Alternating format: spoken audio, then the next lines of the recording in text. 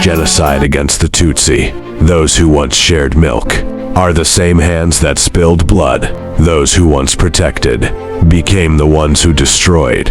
Those who gave cows watched everything they had taken away. In 1994, a dark shadow covered Rwanda.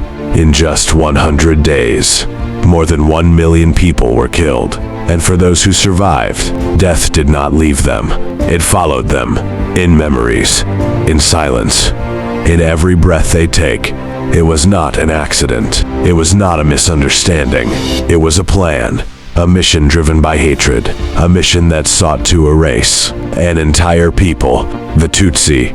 But even in the face of darkness, there were those who refused to let evil win. The Rwandan Patriotic Front rose and stopped what seemed unstoppable.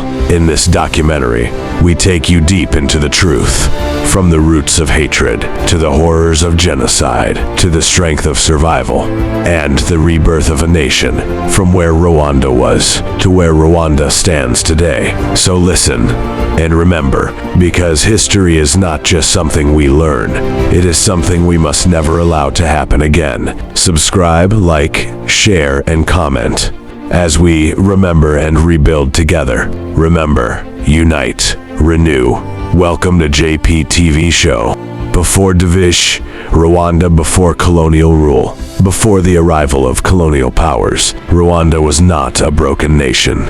It was a kingdom, a structured society, united under one king. Rwandans shared the same language, Kinyarwanda. They shared culture, traditions, and beliefs. They lived together, not as enemies, but as one people. The terms Hutu, Tutsi, and Twa existed, but they were not rigid ethnic divisions as they would later become. They were largely social and economic categories. A person could move from one group to another. A Hutu who gained cattle and wealth could be considered Tutsi. A Tutsi who lost wealth could fall into the Hutu category. There was no permanent separation, no identity cards, no fixed lines of hatred. The system was not perfect, but it was not built for destruction. The arrival of colonial powers, everything began to change. With the arrival of Europeans, first came the Germans, and later the Belgians. But it was under Belgian rule that division became policy, influenced by racial theories of the time. Belgian administrators introduced a dangerous idea that Rwandans were not one people, but different races. They claimed Tutsis were taller, more European-looking. Hutus were shorter, more African. Tutsis were born to rule. Hutus were meant to serve. These ideas were not based on truth, but on colonial imagination and racism. Yet, they were enforced as reality. The systematic division of Rwandans. The Belgians did not stop at ideas. They turned division into law. In the 1930s, they introduced ethnic identity cards. Every Rwandan was officially labeled as Hutu, Tutsi, or Twa. From that moment, identity was no longer flexible. It became permanent, inherited, and inescapable. Access to education, jobs, and power was given mostly to Tutsis. This created resentment, not because people had always hated each other, but because inequality was being designed and enforced. The root cause, division as a system. This was the true beginning of the problem. Not ancient hatred, not natural conflict, but a system that divided people artificially, assigned value based on identity, created inequality and resentment. Over time, these divisions grew deeper. What was once a shared identity, Rwandan, began to disappear, and in its place came suspicion, division, and eventually, hatred. Closing line. The seeds were planted, not in 1994, but decades before, and once planted, they would grow, slowly, silently, until they would one day consume an entire nation. Chapter 2, From Exile to Collapse. Leadership in the RD2 1994-1959 to 1994. History does not move alone. It is shaped by decisions, by leaders, by those in power. 1959, the Social Revolution and the Fall of a Kingdom.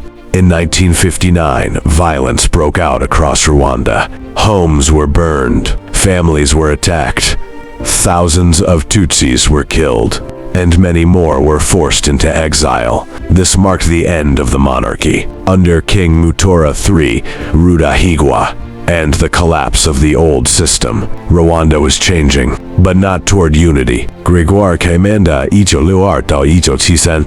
After independence in 1962, Gregoire Kayibanda became Rwanda's first president. Under his leadership, ethnic divisions deepened. Tutsis faced systematic discrimination. Periodic massacres continued. Thousands of fear. In 1990, the RPF launched an attack to force negotiations for return. The government reacted with fear and propaganda. Inside Rwanda, Tutsis were labeled as enemies. Arrests and persecution increased. Fear spread rapidly. The line between civilian and enemy began to disappear. The rise of extremism. As pressure grew, extremist leaders intensified their message. Through media, Tutsis were dehumanized. Hate speech became normal. Violence was slowly justified. Militias were trained. Weapons were distributed. Lists were prepared.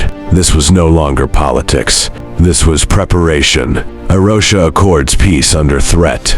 In 1993, negotiations led to the Arusha Accords. They promised power sharing, peace, return of refugees. But for extremists within the government, peace meant losing control, and they were not ready to let go. April 6, 1994, the final moment. On April 6, 1994, the plane-carrying president, Juvenal Habyarimana, was shot down. Within hours, roadblocks were set up. Killings began. The plan was activated. What had been built over decades was now unleashed. Closing line. Leaders made choices. Systems were built. Division was maintained. And when the moment came, a nation was pushed into darkness. Chapter 3. The 100 Days of Darkness, April, July 1994. It began in silence. And then, suddenly, everything changed. The night that broke a nation. On April 6, 1994, the plane-carrying president, Juvenal Habyarimana, fell from the sky. By morning, Rwanda was no longer the same. Roadblocks appeared on every street. Names were checked. Faces were examined. And then, the begin. A plan unleashed. This was not random violence. It was organized, coordinated, prepared long before that night. Militias moved with lists.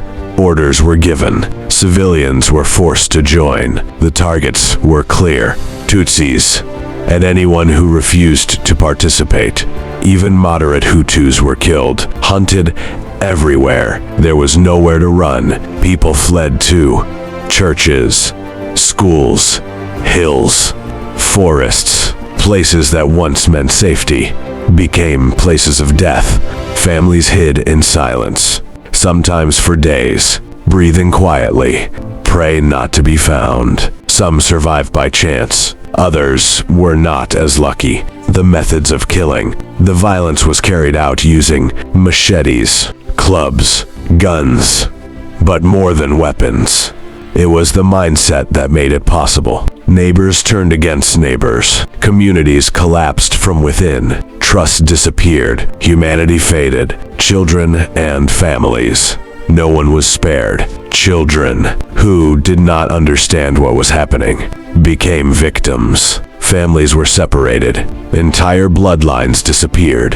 What remained was silence. Survival in darkness. And yet, some survived. They hid in impossible places. Swamps, ceilings, abandoned buildings. Some were protected by people who chose humanity over fear. These were acts of courage, rare but powerful. The world watched, while Rwanda bopped. The suffering did not. Silence fell over Rwanda, but it was not peace. It was grief, the aftermath, a nation in pain. More than 1 million lives had been lost. What remained were widows, orphans, survivors carrying invisible wounds. Families had been destroyed, communities broken, trust shattered. Across the country, mass graves told stories that words could not fully explain. And for many survivors, the pain did not end with survival. It lived on, in memories, in trauma, in silence.